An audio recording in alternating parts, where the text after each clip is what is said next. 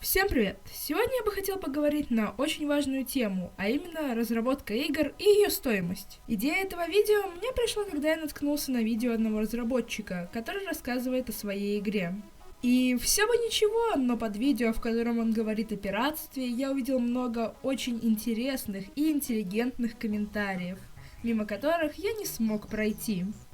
Так что это видео будет ответом на комментарии под видео этого разработчика и также ответом на вопрос, почему разработка игр стоит денег.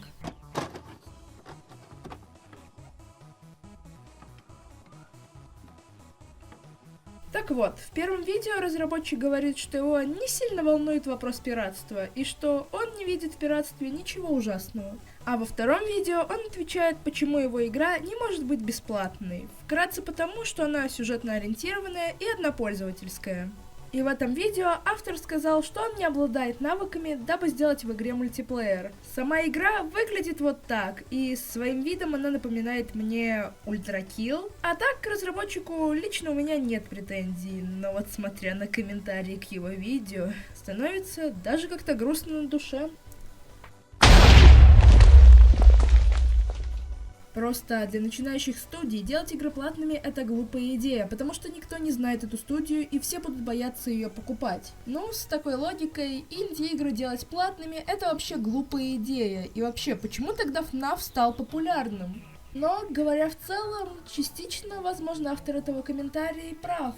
Однако, что он предлагает автору? Сделать игру бесплатной и встраивать туда скинчики и батл-пассы.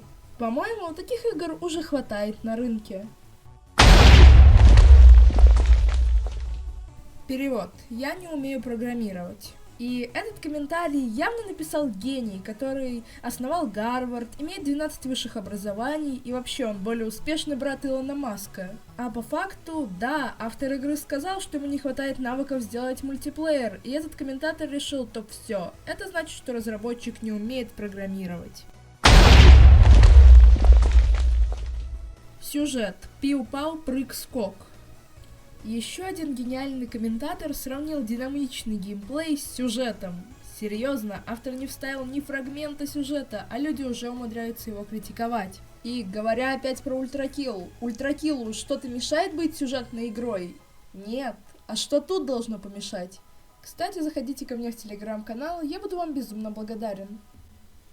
Челики в комментах обиделись, что игра платная. Не, мы обиделись, что игры нет, а деньги он уже требует.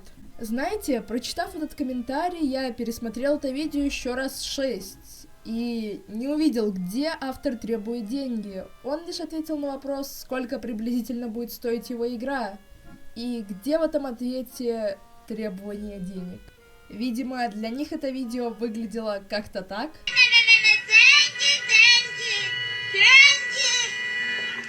Почему ты не можешь сделать игру бесплатной? А ты думаешь, разработка бесплатно делается? Это быстро? Нет. Это стоит денег. На что там деньги тратить-то?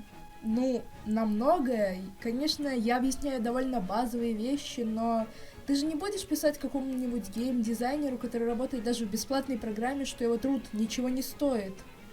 А вообще, деньги тратятся в играх на модельки оружия, выкладку игры в Steam, электроэнергию, интернет и личное время человека. Ведь людям свойственно питаться, жить в квартирах или домах, ведь далеко не все готовы работать на чистом энтузиазме. Из торрента скачаю. Я не знаю, насколько нужно не уважать разработчиков игр, чтобы писать такое автору. Ладно, если это огромная корпорация, написать это человеку, который по сути в одиночку делает игру, это как минимум низко. А так, удачи с майнерами, братуха. Почему я должен поддерживать инди-разработчика за то, что он разработчик? Игра не бесплатная, жаль. Есть торрент, прекрасно. Почему я должен поддерживать магазин продуктов, потому что он магазин продуктов? Еда не бесплатная, жаль, значит украду. Смысл от сюжетных игр уже бесполезным. Слушайте, я, конечно, все понимаю, вкусы у всех разные, но это же бред. Человек буквально обесценивает все визуальные новеллы, которые покупают исключительно ради сюжета, да и в принципе все сюжетные игры.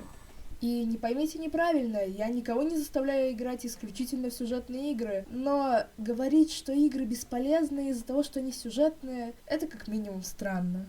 Покупать синглплеерную игру. Она должна быть шедевром или стоить очень мало. Еще один гений. С такой логикой еду покупать не нужно, только если она от главного шефа Мишлен или стоит как коробок спичек. Мне лень все делать, поэтому в игре не будет ничего интересного по типу мультиплеера, скинов, лутбоксов и батлпассов. Да, если для человека лутбоксы это что-то крутое и интересное, то, хз, может пойдешь в казино поиграешь. А касательно Battle Pass, да, оно удерживает тебя, и оно дает много при малом вложении, но оно заставляет тебя играть в определенное время, в определенные режимы и определенными персонажами. Ну а подробнее об этой теме можете узнать в ролике Грута. Смотря на всю эту ситуацию, мне в голову пришла аналогия.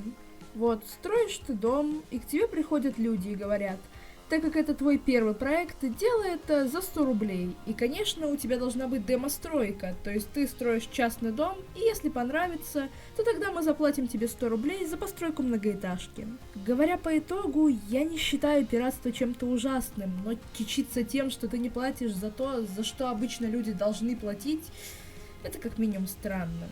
У меня самого даже есть пиратские игры и приложения, но я не говорю, что это очень круто. А вообще, желаю разработчику только хорошего, и чтобы он поскорее доработал и выпустил свою игру. Что ж, если тебе понравилось это видео, то ставь лайк, подписывайся, заходи в мой телеграм-канал, дискорд, если захочешь на Twitch. Я буду тебе очень благодарен. Ну а на этом все. Спасибо за просмотр, хорошего дня и пока!